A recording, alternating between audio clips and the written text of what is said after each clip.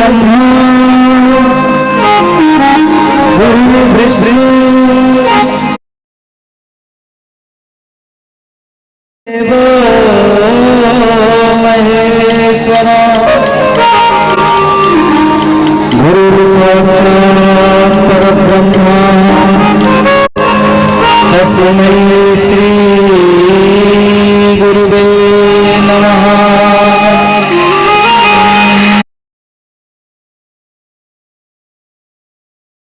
शंकराय च नमः शिवाय च श्री परमात्मने नमः। श्री सद्गुरुदेवताय नमः। मातृपितृ चरण कमलेभ्यो नमः। शिव महापुराणाय नमः। श्री गौ माताय नमो नमः। सभी भगवान शिव जी एवं माता पार्वती के चरणों का ध्यान लगाएंगे और चरणों में प्रणाम करेंगे भगवान का।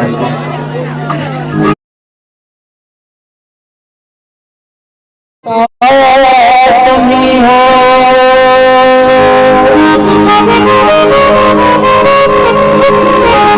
प्रभु तुम ही जग की माता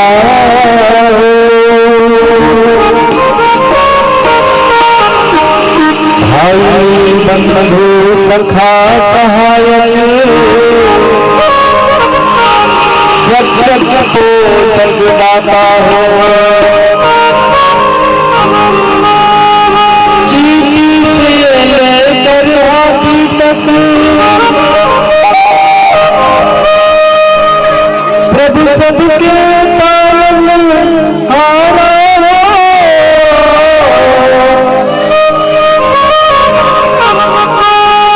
नमस्कार भगवान तुम्हें भक्तों का बारंबार हो।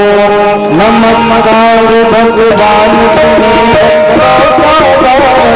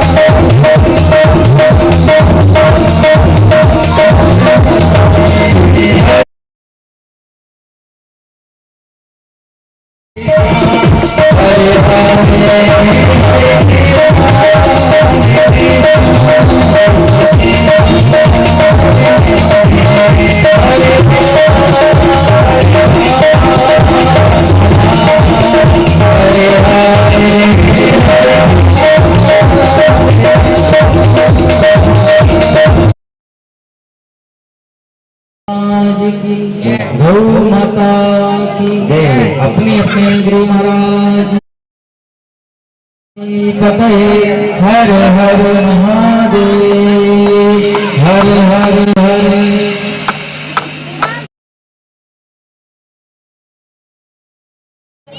जो प्रकृति के बदलने का दिन है, इस पावन अवसर पर हमारे इस आयोजन के मुख्य यजमान सदगत श्री इंदर सिंह डांगी जी एवं उनकी धर्मपत्नी रचना डांगी एवं उनके माता पिता श्री गौतम व्यक्ति के, लेकिन जीवन में धर्म के कार्य सभी को सौभाग्य नहीं मिलता। भगवान सत्यनारायण की कथा भी बड़ी मुश्किल में एक महीने जो असार का आता है, बहुत मुश्किल में कर पाती है। फिर तो ये पुराण है, 24,000 श्लोकों से युक्त यह शिव महापुराण है। पंच दिवस का यह आयोजन है, तो आप सभी लोग 5 दिन तक भगवान की कथा का श्रवण करें। ये भगवान की कथा केवल श्रवण करने मात्र से पूर्व जन्म के वर्तमान के किए हुए पापों को नष्ट करने वाली है। प्रत्येक मनुष्य को जीवन में एक बार तो शिव महापुराण कथा का श्रवण करना चाहिए। हम कथा में प्रवेश करेंगे। उपस्थित सभी माताओं बहनों को व्यास गादी से जय सिया राम, हर हर महादेव।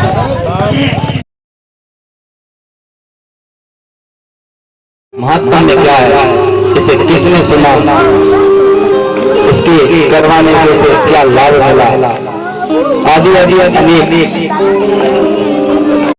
आज तो आप लोग कलश यात्रा में वहां से सम्मिलित होकर आए हैं, तो अधिक समय आप लोगों का नहीं लेंगे। आज हम केवल आपको इस महापुराण का महात्मा में सुनाएंगे। पश्चात कल से सबको ठीक 2 बजे कथा प्रारंभ हो जाएगी और 2 से 5 बजे तक ये कथा चलेगी। तो जहाँ तक आवाज जा रही है, सभी को, माताओं बहनों को अपने गृह कार्य से समय निकालकर और इस दिव्य कथा का अमृत पान करना है।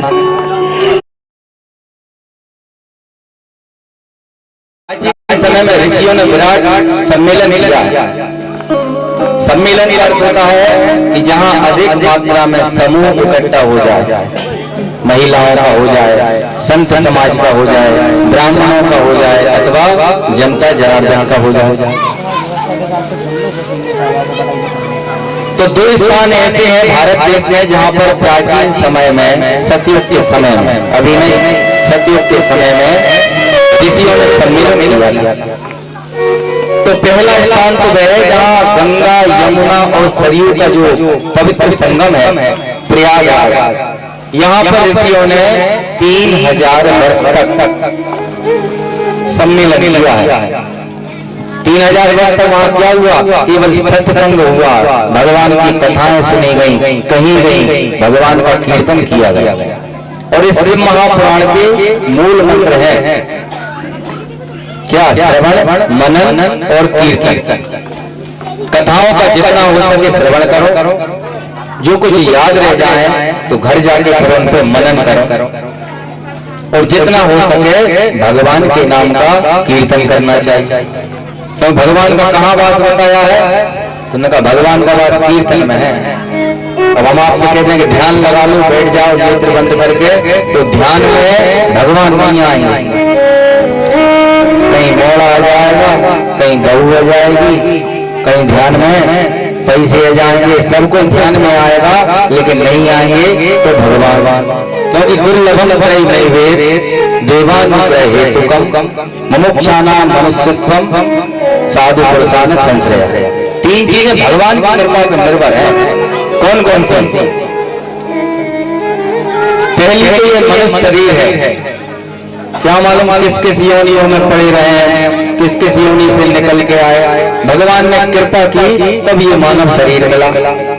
इसलिए इस मानव शरीर को क्या कहा गया है? दुर्लभ। जो सहजता से मिल जाए, सरलता से मिल जाए, वह तो साधारण होता है, लेकिन ये दुर्लभ है। तो सहजता से सरलता से ये मनुष्य शरीर नहीं मिलता। आप लोगों ने कितने पुण्य किए होंगे, हम लोगों ने आपने, कि तब ये मनुष्य शरीर मिला। ये भगवान की कृपा हुई दुर्लभ। द्वितीय, पहला क्या है? मनुष्य शरीर मिलना दुर्लभ है, और दूसरा फिर सदगुरु का मिलना दुर्लभ है। मनुष्य शरीर तो मिल जाता है, लेकिन सदगुरु नहीं मिलते। गुरु तो बहुत मिल जाते हैं, लेकिन सदगुरु नहीं मिलते। अब अपन को कैसे गुरु चेला बनना है? जैसे नारद जी और ब्रह्मा जी। ब्रह्मा जी ये शिव महापुराण कथा सुना रहे हैं। किसको? नारद जी को। क्यों सुना रहे हैं? क्योंकि नारद जी ने शिव जी का अपराध किया था। भगवान शंकर जी और विष्णु जी, इनमें कोई भेद नहीं है, और इनके जो पार्षद हैं उनमें भी कोई भेद नहीं। तो तीन चीजें दुर्लभ होती है। पहला तो यह मानव शरीर मिलना, और दूसरा सदगुरु मिलना। अब आजकल की बात अलग है कि गुरु चेला कैसे हो गए कि आजकल के गुरु चेला वो मांगते हैं पैसे, वो चेला नहीं रहे ढेला। तो फिर दो ही नरक में ठेला भी ठेला। बोलो शंकर भगवान।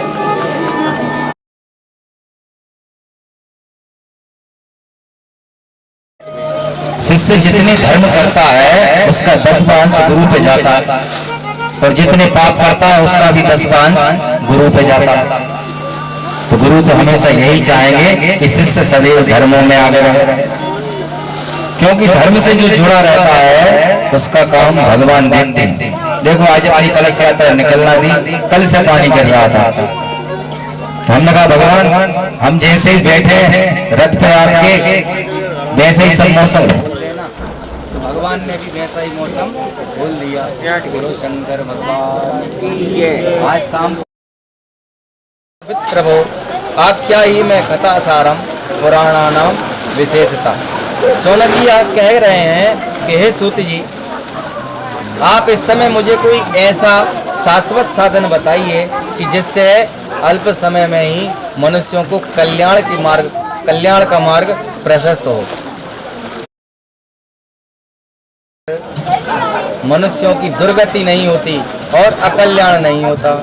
सूत कहती हैं धन्यस्तम मुनिर शार्दूला श्रवणा प्रीति लालसा अतो विचार सुदिया वच्मी शास्त्रो महत्तमम।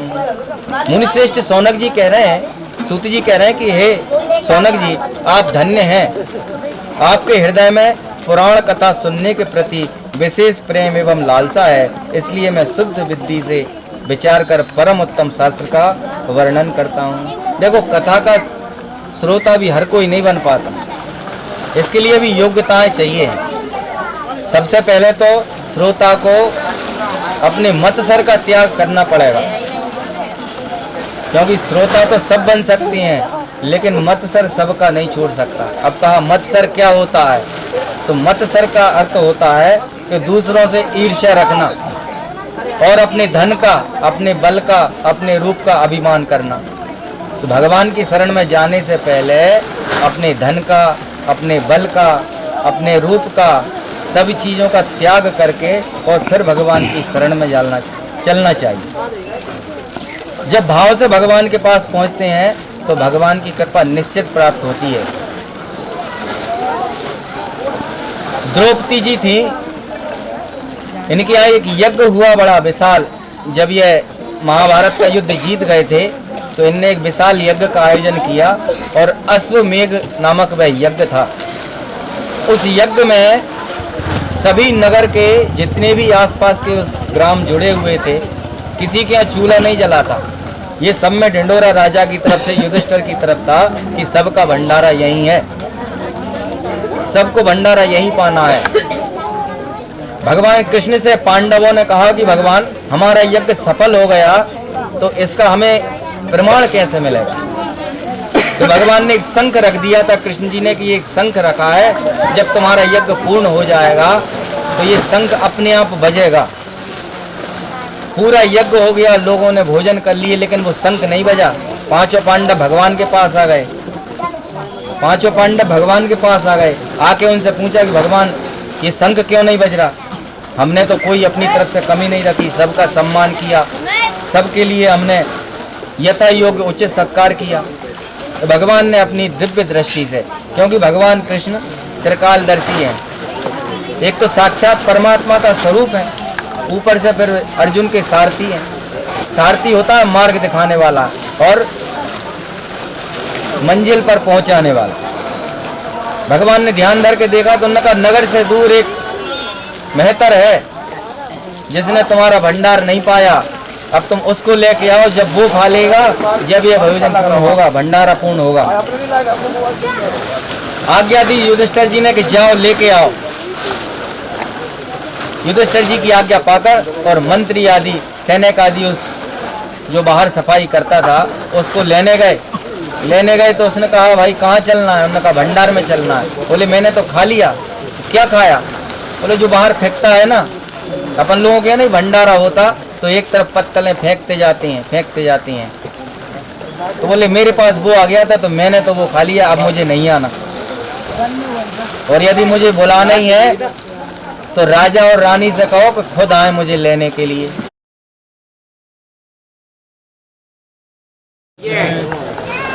अब पहले तो उनने रथ घोड़े हाथी भेजे, वो नहीं आए। साधु थे, भले ही जो है वाल्मीकि थे, कार्य उनका सफाई करना था, लेकिन वह हृदय से साधु थे। भगवान कृष्ण ने कहा कि अब तुम स्वयं ही जाओ। तो उन्होंने कहा रथ तैयार करो, तो भगवान ने मना कर दिया। बोले रथ से नहीं जाना, फिर बोले पैदल ही जाना है। तो द्रौपदी जी पैदल गई हैं उन महात्मा को लेने के लिए। तो वहीं पर जब महात्मा को लेने पहुंची हैं तो महात्माओं के पास कैसे जाना चाहिए, तो यहाँ शास्त्र कहते हैं कि जब साधुओं के दर्शन करने जाओ तो अपने अंदर अहंकार मत ले जाओ, अपने अंदर मैं मत ले जाओ। फिर क्या, सरलता से जाओ, सब कुछ त्याग के।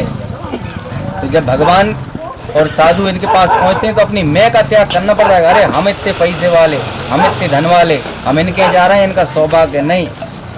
या आप धन वाले हैं तो ये आपके पूर्व जन्म का पुण्य था कि आज हमारे पास धन है। क्योंकि धन निर्धन को देत सदा ही, जो कोई जांचे वो फल पाई। भगवान शंकर जी निर्धन को सदा धन देते हैं, और जिसके पास धन होता है उसके पास अपने आप अभिमान आ जाता है। लेकिन अभिमान का त्याग करके जो भगवान की शरण में, साधु की शरण में जाता है तो उसका निश्चित कल्याण होता है। आज द्रौपदी गई हैं, पैदल ही चली जा रही हैं, नंगे पैर, एक एक कदम रख रही हैं नंगे पैर। तो उनके लिए 100 अश्वमेध यज्ञ का फल मिल रहा है। क्योंकि महापुरुषों से मिलने के लिए हमें अपने मैं का और अभिमान का त्याग करना चाहिए। जब द्रौपदी जी वहाँ पहुँची, उनसे कहा कि प्रभु आप चलो भोजन करने। तो उन्होंने कहा अब तुम्हारा, जब तुमने सबको खिला दिया तो अब झूठन खाएं क्या? झूठन तो हम खा चुके। फिर बोले आप जो खाओ। बोले जितने व्यंजन सबको बने थे पूरे बनेंगे? उन्होंने कहा हाँ पूरे बनेंगे 56, आप पधारो तो सही। इनके पास एक पात्र था द्रौपदी जी के पास, जिसे अक्षय पात्र कहते हैं। माँ अन्नपूर्णा का वह पात्र था, जो पात्र कभी खाली नहीं होता था। उस पात्र का जो द्रौपदी जी जब तक भोजन नहीं करती थी, जब तक सारे संसार को भोजन करा सकती थी उसमें, और जहाँ स्वयं भोजन कर लिया तो फिर किसी को उस पात्र में से उस दिन नहीं मिलता था। अक्षय पात्र के माध्यम से 56 भोग पार्वती जी ने बनवाए, नाना प्रकार के।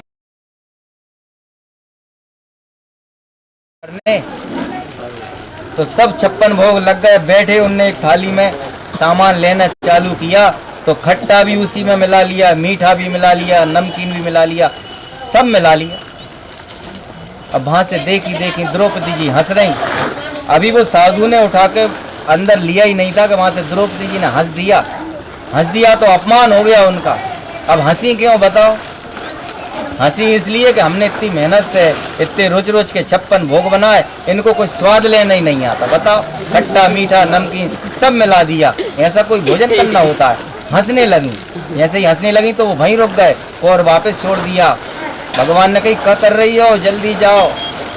द्रौपदी जी के कृष्ण जी भाई हैं, द्रौपदी जी के भाई हैं कृष्ण जी। तो भगवान ने कहा क्या कर रही हो, जल्दी जाओ, तुम नाराज ना हो जाएं। तो फिर द्रौपदी जी खुद गई हैं।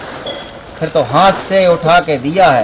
वो पहला खिलाया, एक बार शंख बजा, दूसरा खिलाया, दूसरी बार बजा, और तीसरा खिलाया जब तीसरी बार बजा। बोलो शंकर भगवान की जय। उनका यज्ञ कब तक पूरा नहीं हो रहा था? जब तक कि उनका अहंकार का त्याग नहीं हो रहा था।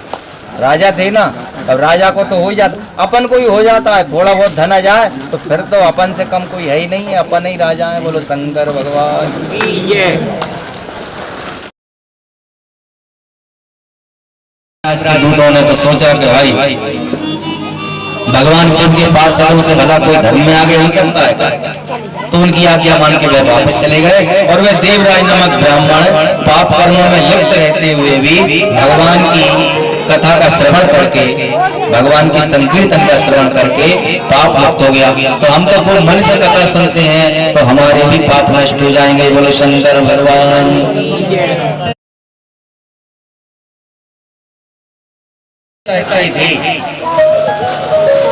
और उसका पति, उसका नाम क्या? बिंदुगा। बिंदुगा और चंचला, ये दो ब्राह्मण जोड़ा था। अब बिंदुगा तो खूब पतिव्रता थी, बड़ी सुंदर स्त्री थी, भगवान में आस्था रखने वाली थी। लेकिन उसका जो पति था बिंदुगा, वह उतना ही पाप कर्म में लिप्त रहता था। अब बास्कल नामक देश था और वहां के जितने भी नर नारी जो थे लगभग सभी आसुरी प्रवृत्ति के थे। सारे संसार में दो शक्तियां हैं, एक देवी शक्ति और दूसरी आसुरी शक्ति। तो आसुरी शक्ति अधिक थी। चंचला अपने पति के साथ रहती थी। अब उसका पति भी धीरे धीरे करके और एक वेश्या के साथ उसका प्रेम हो गया और उस वेश्या के साथ उस रमण करने लगा। अपनी पतिव्रता चंचला स्त्री को छोड़कर वह वेश्या के साथ रमण करता। उसकी स्त्री बड़ी दुखी होती। कुछ समय तक तो ठीक रहा, लेकिन कुछ समय बाद वह चंचला नामक स्त्री भी और उसका एक सेवक था जा, उसके साथ उसके प्रेम संबंध हो गए। एक दिन वह बिंदुगा आया और चंचला को उस जार के साथ में देखा तो बड़ा क्रोधित हुआ और उसे मारने लगा। जब मारने लगा तो चंचला कहती है कि इसमें मेरी गलती नहीं है, आपकी ही गलती है। आप मुझ जैसी पतिव्रता और सुंदर स्त्री को छोड़कर आप वेश्या से रमण करते हैं। जार बड़ा लोभी था, तो आज ऐसा तो कोई नहीं करता। शंकर भगवान की खुद तो पाप कर ही रहे थे, आज जो पतिव्रता स्त्री थी उसको भी पाप की रास्ता पे धकेल दिया। दोनों पाप कर्मों में लिप्त हो गए। और जब पुण्य धीरे धीरे खत्म हो जाते हैं, पाप बढ़ जाते हैं, तो निश्चित तब जाके भगवान जो है फिर दंड देते हैं। कुछ समय के पश्चात वह बिंदुगा मृत्यु को प्राप्त हो गए। मृत्यु को प्राप्त हो गया और विंध्य पर्वत पर एक महापिशाच की उसे योनि मिली। बहुत से लोग कहते हैं कि हम मानते ही नहीं हैं। तो भैया मान तो तब लेते हैं कि जब ऊपर पड़ती है, रात के 2 बज रहे हो और फिर किसी शमशान से निकलो अकेले, तब मानेंगे कि भूत से डरते हो के नहीं डरते। बोलो शंकर भगवान की।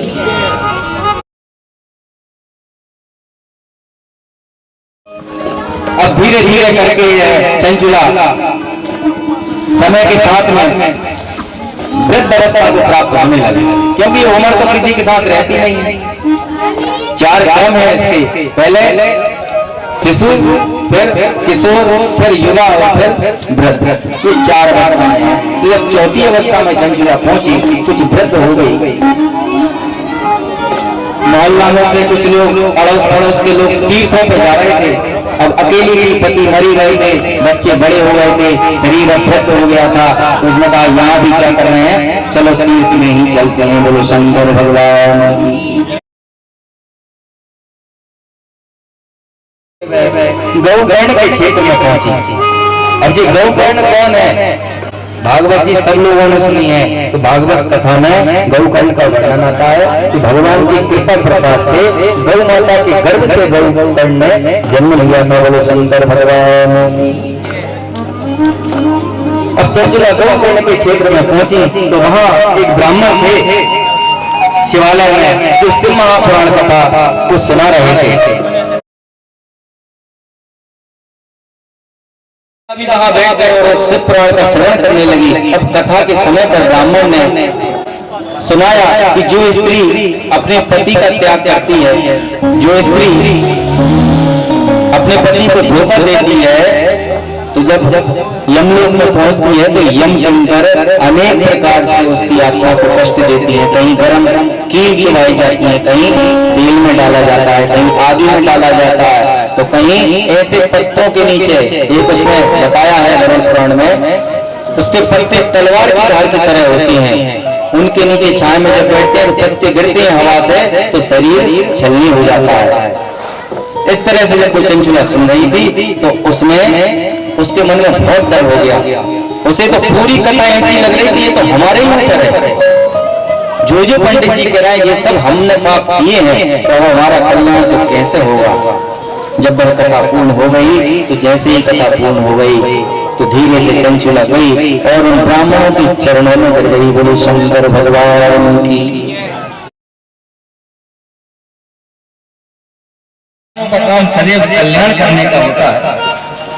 मैं तो बड़ी पापी हूँ, मैंने तो जीवन भर पाप किए हैं और अब तो मुझे बहुत भय लग रहा है। मेरी अंदर से आत्मा कांप रही है, मेरा शरीर कांप रहा है और मैं अपने पापों को याद कर करके बहुत विचलित हूँ। हे ब्राह्मण देव, मेरा कल्याण।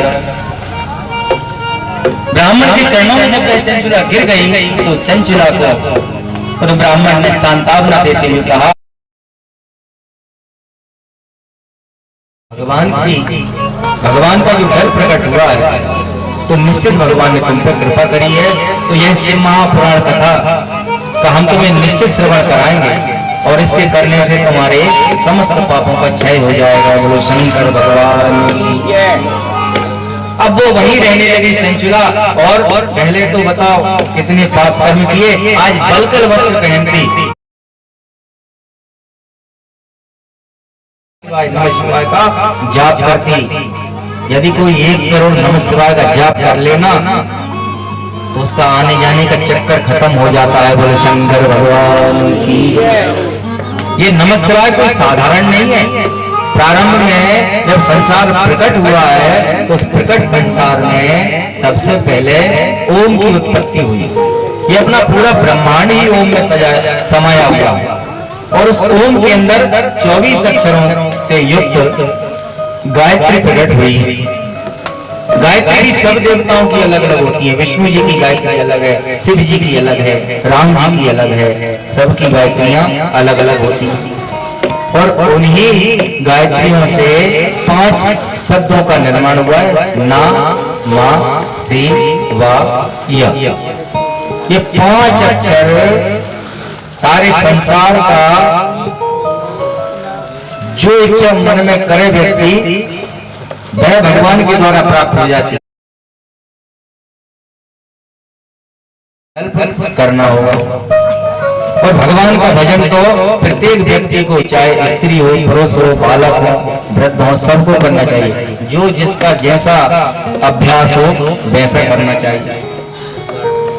तो उस चंचुला ने उन ब्राह्मण के द्वारा इस शिव महापुराण कथा का श्रवण किया श्रवण करने के बाद जब उसका समय आया, आयु पूर्ण हुई, मृत्यु को जब वह प्राप्त हुई, तब उसे भी लेने यम के दूत आए। अभी ले जाए नहीं पाए थे कि भगवान शिव जी के पार्षद विमान से प्रकट हो गए।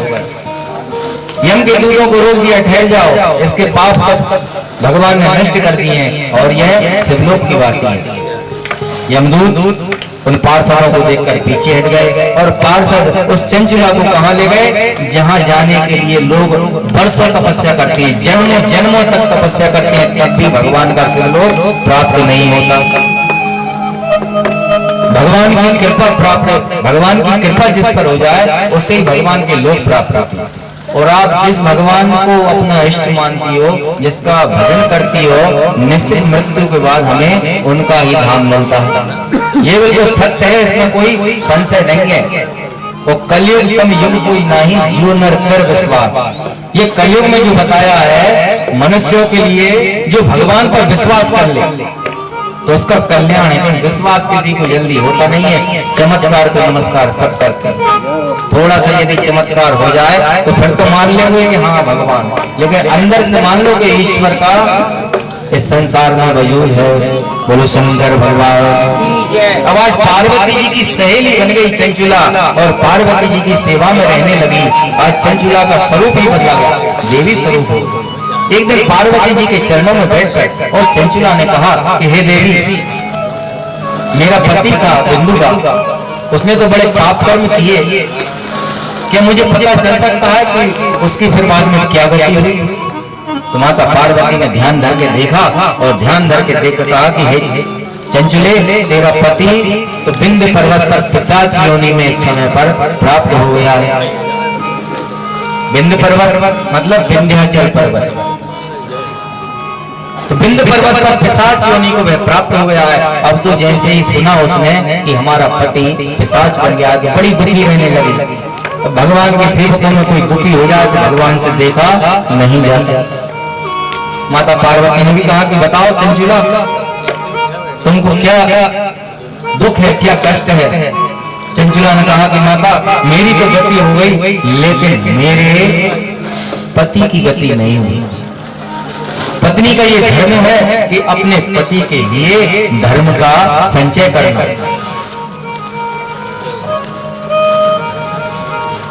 तो मैं तो अब इतना ही चाहती हूँ कि किसी भी तरह मेरे पति का कल्याण हो जाए, क्योंकि मैंने भी ऐसा सुना है कि सनातन धर्म में ये परंपरा है कि जो पत्नी अपने पति के साथ 7 फेरे लेती है तो 7 जन्मों तक उनका बंधन बंध जाता है। बोलो शंकर भगवान की।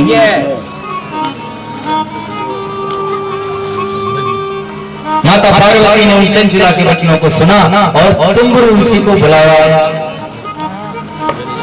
जैसे नारद जी है ना, नारायण नारायण और नारायण भजते हैं, नारायण का भजन करते हैं, ऐसे ही तुम्बुरु ऋषि भगवान शिव की कथा का गायन करते हैं। और यह शिव महापुराण कथा, ये प्रारंभ कहां से हुई है? ये भगवान शंकर जी के द्वारा ही इस कथा की रचना हुई। भगवान शंकर जी ने इस कथा को विष्णु जी को सुनाया है और विष्णु जी ने इस कथा को ब्रह्मा जी को सुनाया है और ब्रह्मा जी ने इस कथा को नारद जी को सुनाया है और नारद जी ने इस कथा को सनत कुमार को सुनाया है और सनत कुमार ने इस कथा को व्यास जी को सुनाया है और व्यास जी ने इस कथा को सूत जी को सुनाया है और सूत जी ने इस कथा को नैमिषारण्य में 88,000 ऋषियों, सौनक आदि ऋषियों को सुनाया है। बोलो शंकर भगवान की। कहां से प्रारंभ हुई है? शिवलोक से ये कथा प्राप्त हुई, प्रारंभ हुई है, जो भगवान शंकर के मुख से निकली है। और तुम्बुरु ऋषि बड़ा सुंदर भगवान के इस कथा का गायन करते हैं। आज्ञा दी तुम्बुरु ऋषि को, जाओ विंध्याचल पर्वत पर जो इसका पति है अभी भयंकर पिशाच योनि को प्राप्त हुआ है, तो मंत्र शक्ति से उसे बांध कर और इस कथा का श्रवण कर। तुम्बुरु ऋषि उस बिंदुआ के पिशाच रूप को पकड़ने के लिए विंध्य पर्वत पर पहुंचे, साथ में चंचुला भी थी। उस पिशाच को अपनी मंत्र शक्ति से बिंदुआ ने वहीं बांध दिया ताकि वह भाग ना पाए। क्योंकि देखो, जब भगवान का नाम उच्चारण होता है तो सबसे पहले भूत प्रेत पिशाच यही भागते हैं ना। अग्नार तंतु देवानाम गमनार तंतु रक्षसाम घंटा नाथ भगो पीताम पश्चात शंख प्रपूजे।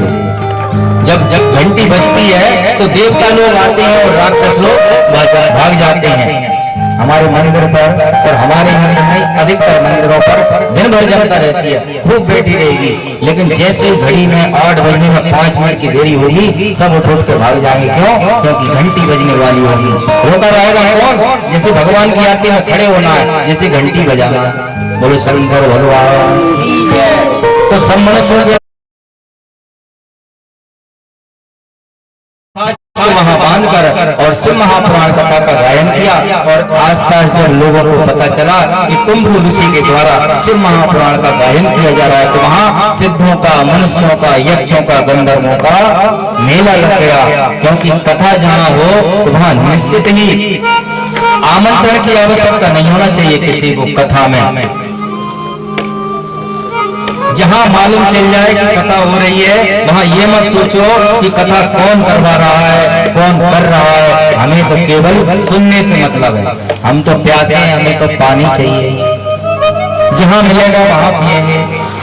जिसको प्यास नहीं है उसको जरूरत नहीं है, लेकिन जिसको प्यास लगेगी वह तो पानी लेने निश्चित आएगा। अब सोचो किसी को प्यास ना हो, कोई जबरन बुलाओ, आ जाओ भैया पानी पी लो, ठंडा ठंडा पानी, तो आके पहले तो आएगा ही नहीं। यदि का चक्कर खत्म हो जाता है। बोले शंकर भगवान की।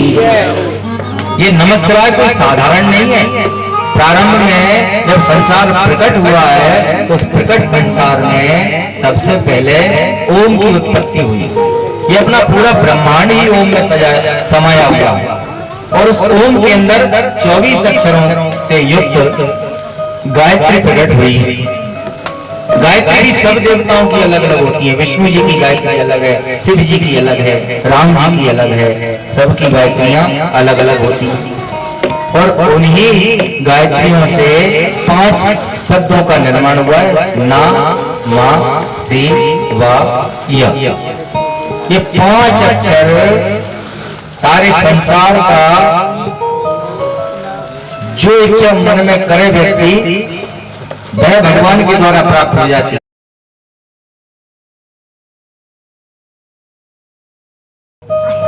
और भगवान का भजन तो प्रत्येक व्यक्ति को, चाहे स्त्री हो, पुरुष हो, बालक हो, वृद्ध हो, सबको करना चाहिए। जो जिसका जैसा अभ्यास हो वैसा करना चाहिए। तो उस चंचला ने उन ब्राह्मण के द्वारा इस शिव महापुराण कथा का श्रवण किया। श्रवण करने के बाद जब उसका समय आया, आयु पूर्ण हुई, मृत्यु को जब प्राप्त हुई, तब उसे भी लेने यम के दूत आए। अभी ले जाए नहीं पाए थे कि भगवान शिव जी के पार्षद विमान से प्रकट हो गए। यम के दूतों को रोक दिया, ठहर जाओ, इसके पाप सब भगवान ने नष्ट कर दिए हैं और यह शिवलोक की वासी है।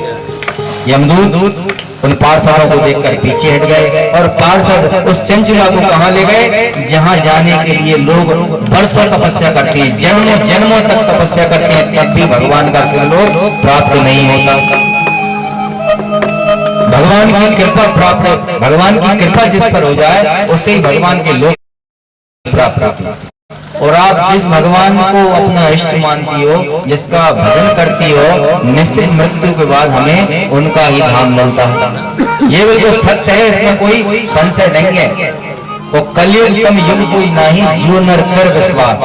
ये कलयुग में जो बताया है मनुष्यों के लिए, जो भगवान पर विश्वास कर ले तो उसका कल्याण है। क्योंकि विश्वास किसी को जल्दी होता नहीं है। चमत्कार को नमस्कार सब करते हैं।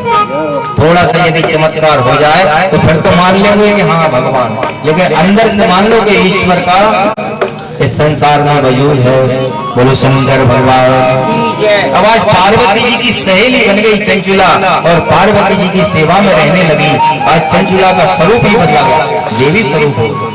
एक दिन पार्वती जी के चरणों में बैठ गए और चंचुला ने कहा कि हे देवी, मेरा पति था बिंदुगा, उसने तो बड़े पाप कर्म किए, क्या मुझे पता चल सकता है कि उसकी बाद में क्या गति हुई? तो माता पार्वती ने ध्यान धर के देखा और ध्यान धर के देख कहा कि हे चंचुले, तेरा पति तो विंध्य पर्वत पर पिशाच योनि में इस समय पर प्राप्त हो गया है। विंध्य पर्वत मतलब विंध्याचल पर्वत। तो विंध्य पर्वत पर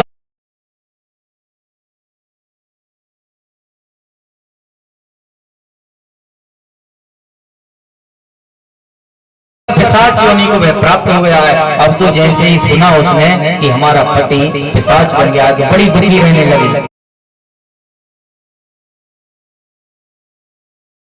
तो भगवान के सेवकों में कोई दुखी हो जाए तो भगवान से देखा नहीं जाता। माता पार्वती ने भी कहा कि बताओ चंचुला, तुमको क्या दुख है, क्या कष्ट है? चंचुला ने कहा कि माता मेरी तो गति हो गई, लेकिन मेरे पति की गति नहीं हुई। पत्नी का ये धर्म है कि अपने पति के लिए धर्म का संचय करना।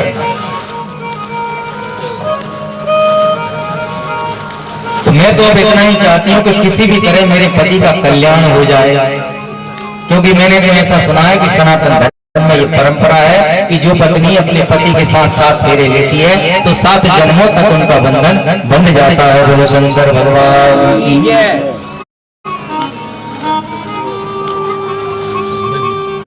माता पार्वती ने उन चंचुला के वचनों को सुना और तुम्बुरु ऋषि को बुलाया। जैसे नारद जी है ना, नारायण नारायण नारायण भजते हैं, नारायण का भजन करते हैं, ऐसे ही तुम्बुरु ऋषि भगवान शिव की कथा का गायन करते हैं। और यह शिव महापुराण कथा ये प्रारंभ कहां से हुई है? ये भगवान शंकर जी के द्वारा ही इस कथा की रचना हुई। भगवान शंकर जी ने इस कथा को विष्णु जी को सुनाया है और विष्णु जी ने इस कथा को ब्रह्मा जी को सुनाया है और ब्रह्मा जी ने इस कथा को नारद जी को सुनाया है और नारद जी ने इस कथा को सनत कुमार को सुनाया है और सनत कुमार ने इस कथा को व्यास जी को सुनाया है और व्यास जी ने इस कथा को सूत जी को सुनाया है और सूत जी ने इस कथा को नैमिषारण्य में 88,000 ऋषियों, सौनक आदि ऋषियों को सुनाया है। बोलो शंकर भगवान की। कहां से प्रारंभ हुई है? शिवलोक से ये कथा प्राप्त हुई, प्रारंभ हुई है, जो भगवान शंकर के मुख से निकली है। और तुम्बुरु ऋषि बड़ा सुंदर भगवान के इस कथा का गायन करते हैं। आज्ञा दी तुम्बुरु ऋषि को, जाओ विंध्याचल पर्वत पर जो इसका पति है अभी भयंकर पिशाच योनि को प्राप्त हुआ है, तो मंत्र शक्ति से उसे बांध कर और इस कथा का श्रवण कर। तुम्बुरु ऋषि उस बिंदुवा के पिशाच रूप को पकड़ने के लिए बिंदु पर्वत पर पहुंचे, साथ में चंचुला भी थी। उस पिशाच को अपनी मंत्र शक्ति से बिंदुवा ने वहीं बांध दिया ताकि वह भाग ना पाए।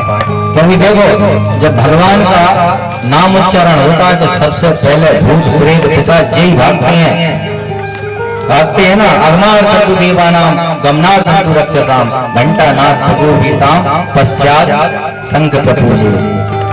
जब घंटी बजती है तो देवता लोग आते हैं और राक्षस लोग भाग जाते हैं। हमारे मंदिर पर और हमारे मंदिर में अधिकतर मंदिरों पर दिन भर जनता रहती है, खूब बैठी रहेगी, लेकिन जैसे घड़ी में 8 बजने में 5 मिनट की देरी होगी सब उठ के भाग जाएंगे। क्यों? क्योंकि घंटी बजने वाली होगी। रोका रहेगा कौन? जैसे भगवान की आरती में खड़े होना है, जैसे घंटी बजाना। बोलो शंकर भगवान। तो सब मनुष्य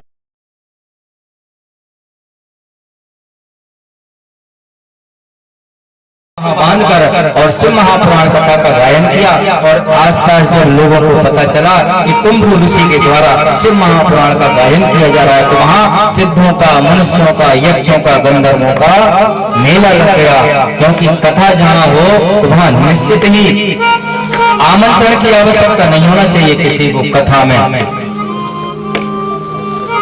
जहां मालूम चल जाए कि कथा हो रही है वहां ये मत सोचो कि कथा कौन करवा रहा है, कौन कर रहा है। हमें तो करना चाहिए, बढ़िया मंडप सजना चाहिए, तोरण लगना चाहिए और भगवान का खूब गायन होना चाहिए।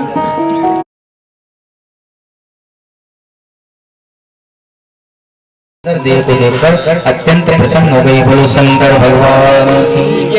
आज दोनों पति पत्नी श्री शिव महापुराण के श्रवण मात्र से पिशाच योनि से निवृत्त होकर पाप कर्मों को नष्ट करके और भगवान का लोक प्राप्त कर लिए। बोलो शंकर भगवान की। अच्छा,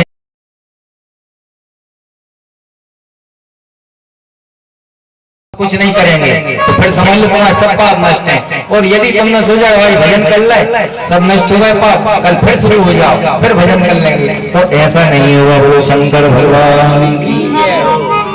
क्योंकि ये शरीर तो मनुष्यों का कैसा है, अवगुणों से भरा रहता है। ऐसा कोई शरीर नहीं है, कोई मनुष्य ना है जिसके अंदर अवगुण ना हो। अब बताओ, वो चंचुला तो उन ब्राह्मण के पास पहुंची तो ब्राह्मण से कहा भी कि महाराज हमने कुछ नहीं किया अपने जीवन में, कोई भजन नहीं किया, कोई तीर्थ नहीं किया, कहीं स्नान नहीं किया, कुछ नहीं किया, हमारा क्या होगा। एक भजन के माध्यम से चंचुला का भाव वर्णन करते हैं। चंचुला कह रही है ब्राह्मण देव से, क्या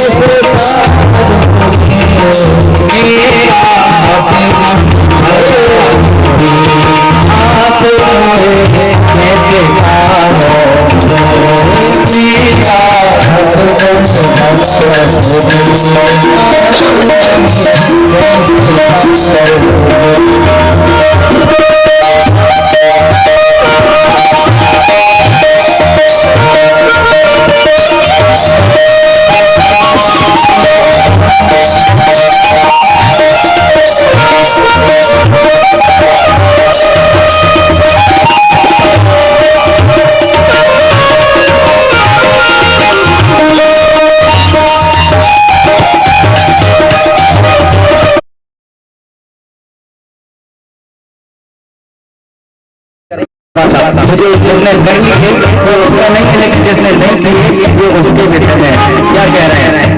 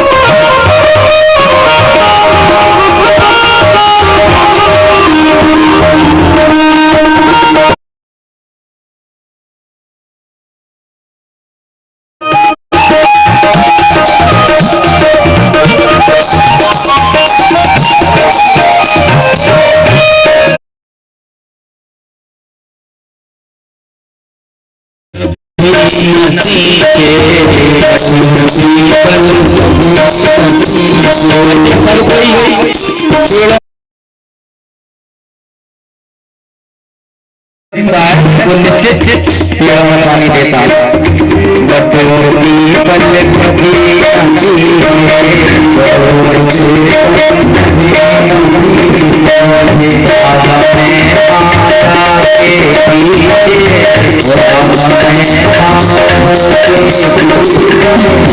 तुलसी न डालो हीर नाथ कैसे तारोगे, तुलसी न डालो कभी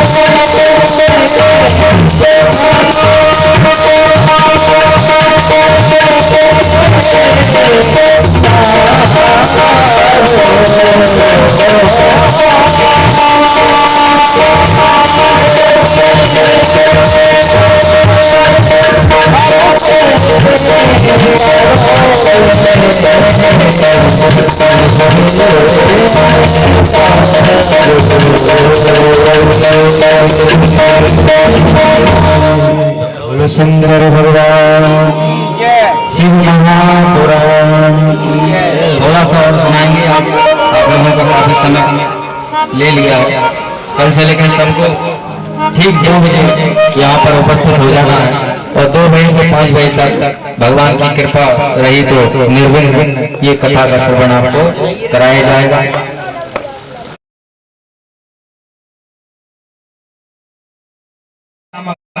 ब्राह्मण के द्वारा जो कृत्य किए गए और फिर भगवान की अनुपालना दाहिनी कृपा के द्वारा उनके जो पापों का क्षय हुआ, ये सब हमने आपको सूक्ष्म शब्दों में सुनाया है, क्योंकि कथा तो बहुत बड़ी है और समय बहुत कम है, लेकिन हम स्पर्श प्रत्येक कथा का आपको करेंगे और कथा को पूरा भगवान ही कर सकते हैं और पूरा कोई नहीं कर सकता। क्योंकि जब विष्णु जी ने ब्रह्मा जी को ये कथा सुनाई थी तो उन्होंने कहा था कि हम सिर्फ आधा ही सुना पा रहे, आधा ही फल, पूरी तो सुना ही नहीं पा रहे। और ब्रह्मा जी ने जो नारद जी को सुनाई थी तो उन्होंने भी कहा था कि हम सिर्फ आधी ही सुना पा रहे, पूरी नहीं सुना पा रहे। नारद जी ने सनत कुमार जी को यह सुनाई थी, सनत कुमार जी ने सूत जी को, सूत जी ने सोनापा दी 88,000 ऋषियों को। तो ये कम होती चली आई है वहां से, इसका फल तो हर कोई पूरा केवल भगवान शंकर ही सुना सकते हैं। और शंकर जगत बंद जगदीशा, सोल नर मुनि सब नावै सीसा। भगवान शंकर जी सारे जगत के प्रधान देवता हैं, इष्ट देवता हैं, मूल में है भगवान शंकर जी। यह कथा प्रारंभ होती है कब से? जब संसार में कुछ नहीं था, न सूर्य, न चंद्रमा, न दिन, न रात, न हवा, न पानी, न जल, कुछ नहीं था संसार में। क्या था? केवल शून्य था। उस समय पर यह शून्य था, उस शून्य के समय पर भगवान विष्णु जी का प्रकट हुआ है। कहां से हुआ है?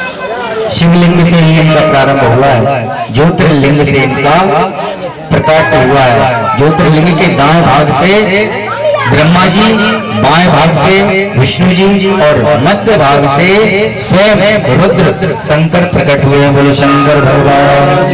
आज हम आपको एक बड़ी रहस्य की बात बता रहे हैं। रहस्य की बात यह है कि शिव जी के दो रूप हैं, शिव जी के दो रूप बताए हैं, एक तो सदाशिव और एक शंकर।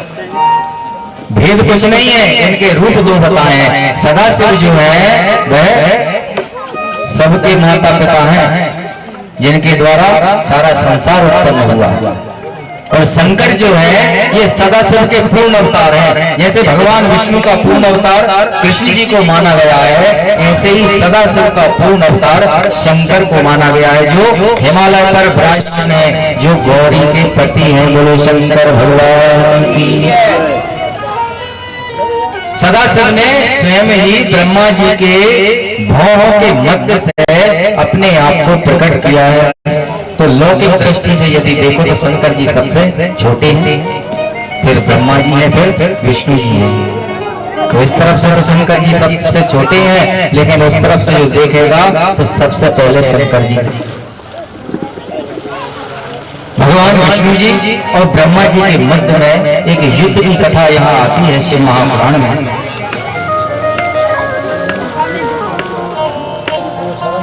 अच्छा, अभिमान सबको हो जाता है, ऐसा कोई नहीं है जिसे अभिमान न हो।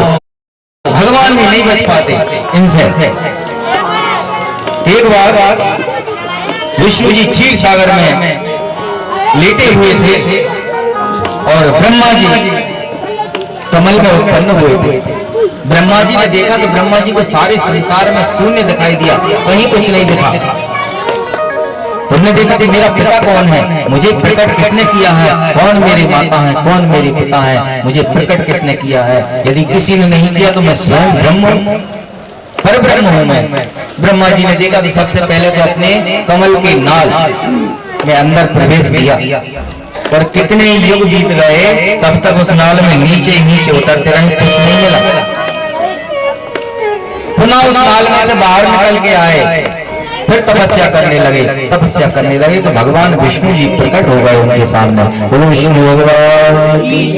और प्रकट हो गए भगवान विष्णु जी ब्रह्मा जी से कहने लगे कि हे पुत्र, तुम निश्चित हो जाओ, तुम जिसके लिए तप कर रहे थे मैं तुम्हारा पिता तुम्हारे सामने प्रकट हो गया। ब्रह्मा जी ने कहा तुम मेरे पिता नहीं हो सकते, तुम निर्भय हो जाओ, मैं तुम्हारा पिता हूं। अब इस बात से युद्ध हो गया दोनों में। वो कह रहे कि हम तुम्हारे पिता हैं, उन्होंने कहा हम तुम्हारे पिता हैं, और बातों ही बातों में इतना युद्ध बढ़ गया कि एक दूसरे के ऊपर हथियार अपने अपने अस्त्र शस्त्र छोड़ने लगे। शिव जी के द्वारा ये नए अस्त्र मिले हैं, तो पाशुपति अस्त्र और अनेक प्रकार के एक दूसरों पे अस्त्र फेंकने लगे। संसार ही नष्ट होने वाला था। सारे देवता मिल गए और भगवान शिव जी के पास पहुंचे और शिव जी से कहा कि विष्णु जी और ब्रह्मा जी के मध्य में जो युद्ध हो रहा है ये तो संसार को नष्ट कर देगा। अपने अपने कोई किसी से पीछे नहीं, दोनों ही अमर देवता। अच्छा, इनमें भेद कुछ नहीं है, चाहे ब्रह्मा कहो, विष्णु कहो, चाहे शिव कहो, सब एक ही है। इनका मूल एक है, इनकी तने तीन है। तीन जगाड़े निकली हैं एक ही पेड़ में से, एक पे आम लग रहा है, एक पे कबीर लग रहा है और एक पे पुष्प लग रहा है। मूल में एक ही है।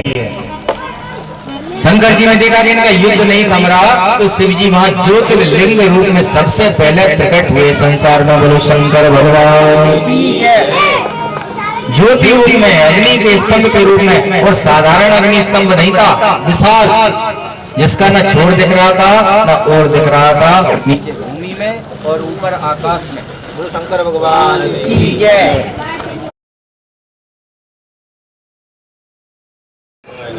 अब अपना अपना युद्ध तो छोड़ दिया और युद्ध छोड़ के एक दूसरे से निर्णायक स्थिति में आ गए। उन्होंने कहा ठीक है, अपन इसका देखते हैं और कहाँ है और छोर कहाँ है। तो ब्रह्मा जी ने कहा मैं इसकी ऊंचाई पे जाता हूँ, तुम नीचे जाओ। जिसने इसका मूल पा लिया वो श्रेष्ठ है, वही पूजनीय है। विष्णु जी ने कहा तैयार है हम। ब्रह्मा जी ने हंस का रूप धारण किया और विष्णु जी ने बराह का रूप धारण किया। वो बराह भी साधारण नहीं, उस बराह की लंबाई चौड़ाई इसमें बताई है कि 25 योजन चौड़ा और 100 योजन लंबा भगवान विष्णु जी ने बराह, श्वेत बराह का अवतार धारण किया। और वर्तमान में हम किस में चल रहे हैं, किस कल्प में? जी कल्प की कथा है, लेकिन ये इसी कल्प की कथा है। इसी कल्प में भगवान विष्णु जी ने श्वेत बराह का अवतार लिया था। ब्राह्मण लोग जब संकल्प बोलते हैं तो कहते हैं श्वेत बराह कल्पे वही वस्वत मन्वंतरे, यानी ये कल्प किसका है? भगवान विष्णु जी ने जो बराह का अवतार लिया था। भगवान विष्णु जी भूमि के अंदर और हंस के रूप में ब्रह्मा जी ऊपर, भगवान विष्णु जी नीचे नीचे नीचे नीचे गए। कितने ही चले गए, उसका अंत नहीं मिला। 7 तल और बन गए। कौन कौन से? अतल, वितल, सुतल, तल, तलातल, धरातल, रसातल, 7 तल बन गए नीचे। और ऊपर ब्रह्मा जी जा रहे थे, चले ही जा रहे थे, कुछ मिल ही नहीं रहा था। तभी उसी मध्य में एक केतकी का पुष्प चला रहा था। बोलो शंकर भगवान।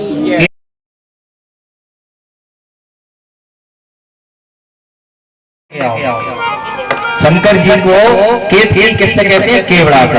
केवड़ा का पुष्प शंकर जी को नहीं चढ़ता, अन्य सभी देवताओं पर चढ़ जाता। तो बीच में से केतकी का पुष्प गिरता चला आ रहा था। ब्रह्मा जी जा रहे थे, ब्रह्मा जी ने उस पुष्प को रोक लिया। क्या नाम है तुम्हारा? मैं कहा मेरा नाम केतकी है। कहाँ से आ रहे हो तुम? बोले मैं ज्योतिर्लिंग के मध्य भाग से युगों युगों से गिरता चला रहा हूँ, अभी मैं कहीं पहुंचा नहीं हूँ, अत्पर में है, हवा में। ब्रह्मा जी ने कहा ठीक है, हम तुम्हें धरातल पे ले चलते हैं, लेकिन तुम्हें हमारा एक काम करना है।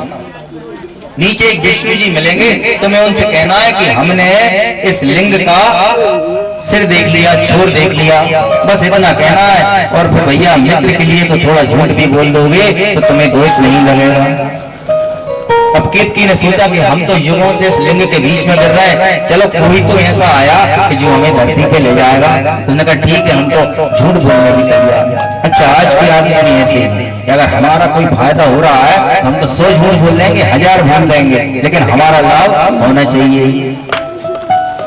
लेकिन झूठ से भगवान सबसे ज्यादा रुष्ट होते हैं, झूठ से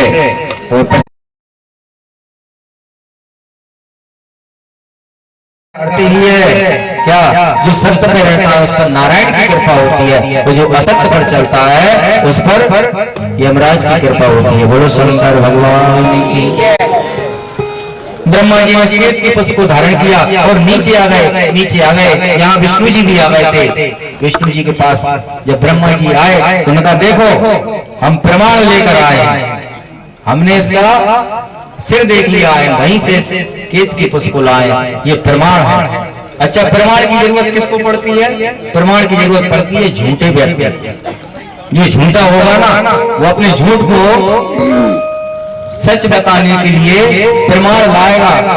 उन्होंने कहा हम तो भाई गए थे बलौगा, पूछ लो फलानी से मिली थी कि नहीं, फलानी से पहले ही सेटिंग हो गई है कि केदई में मिले क्या था बलौगा में, कथा की मत कहिए।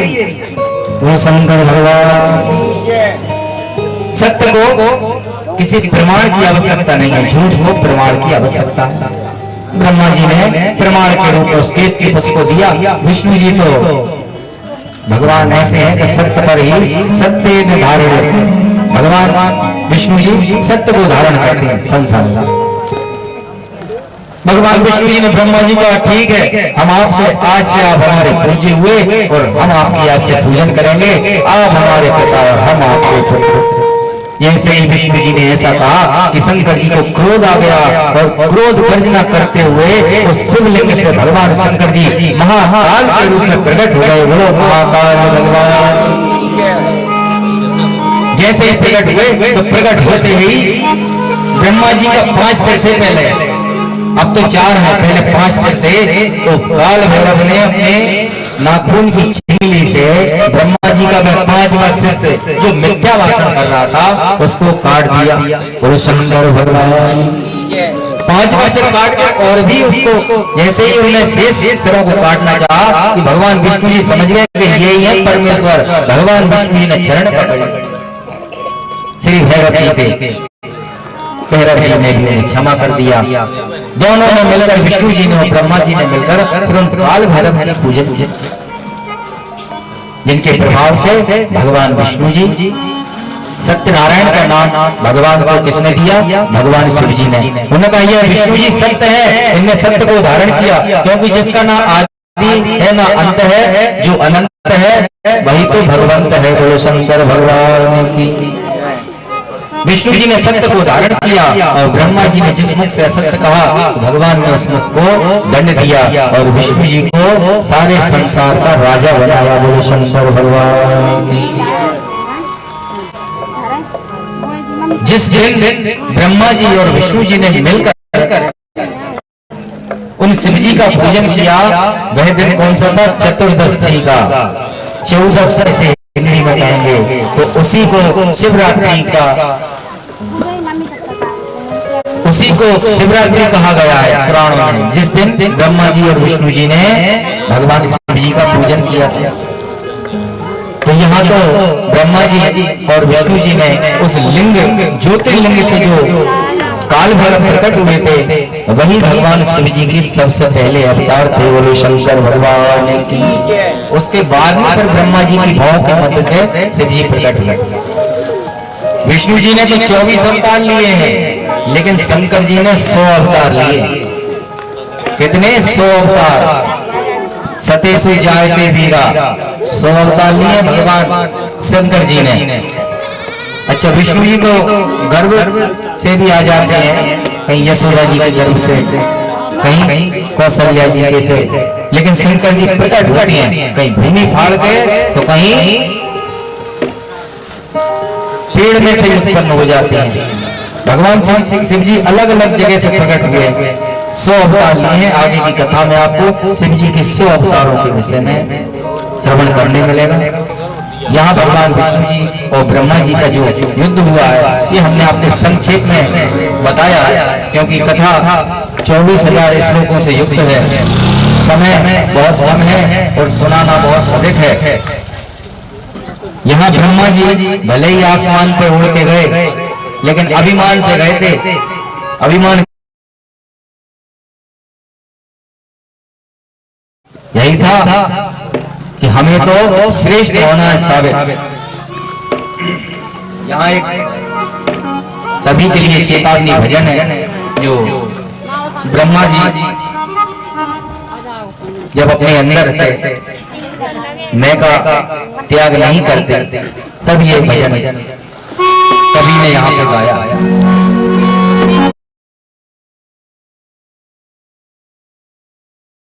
पे उड़ने वाले आसमान पे उड़ने वाले धरती को पहचान किसी का कहा नहीं अभी।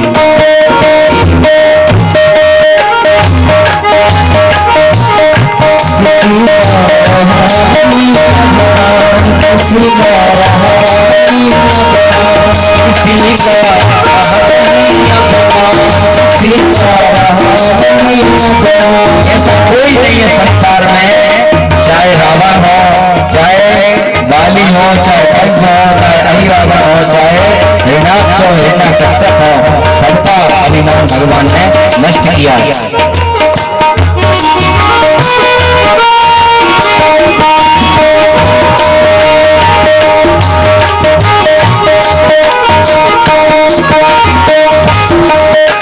अच्छे जो होने के लिए भी है तो थोड़ा सा भगवान ने दे दिया धन, जिनको भरा है तो फिर तो उनकी फिर जमीन करेंगे, आसमान पर ही है, कार में हेलीकॉप्टर में, किसी को कुछ समझ ही नहीं रहे।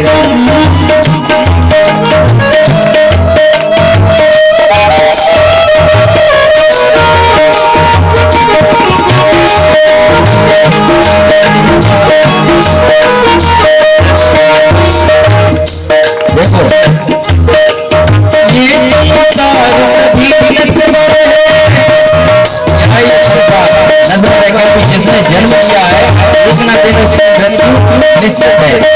किसी की 25 में, किसी की 60 में, किसी की 80 में, किसी की 100 में, तो किसी की अल्प।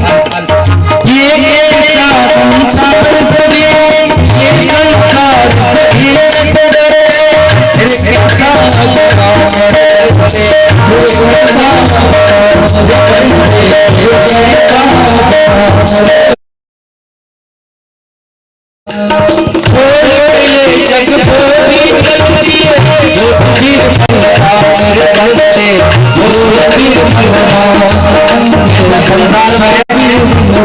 कितने ही बलवान आ गए,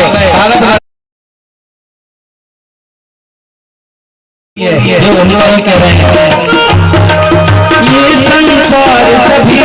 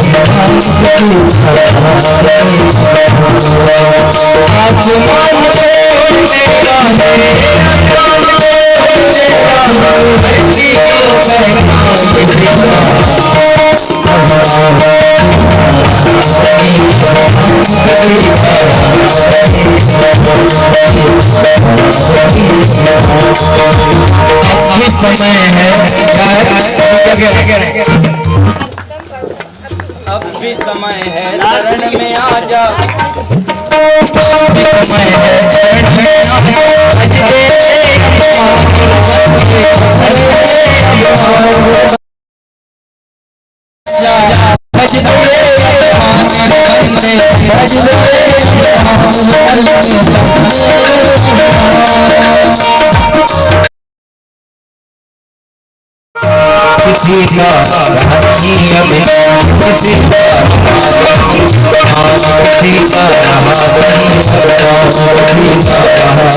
किसी का किसी का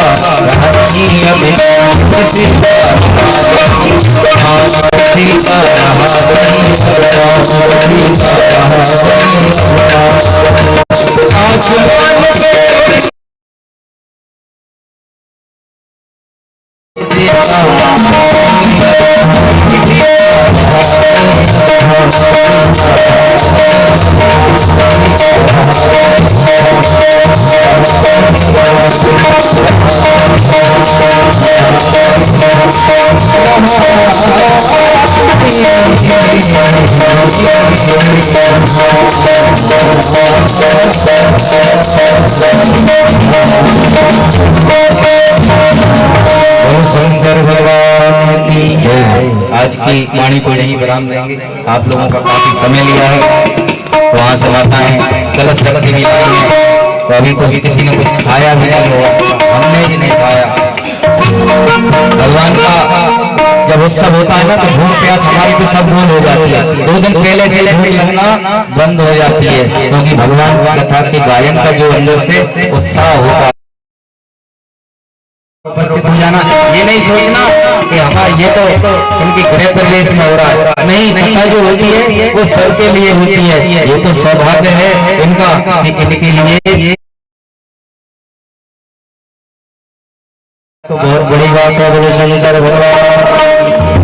तो आज की वाणी को यहीं विश्राम देंगे। अभी जो है आरती यहाँ पर शिव जी की आरती करके और फिर हमारे भैया इसका कार्यक्रम के मुख्य यजमान सदगत भगवान इनके परिवार को प्रसन्न रखें, आरोग्य रखें और सभी संकटों से भगवान भोलेनाथ इनकी रक्षा करें और इनके पितरों पर भी भगवान अपनी कृपा प्रदान करें। इसी भावना के साथ जय श्री राम, हर हर महादेव। लोक संभया सती अग्नि प्रजां बहुलांबे करोन्नम तयोरेतु अस्मासु दत्तः।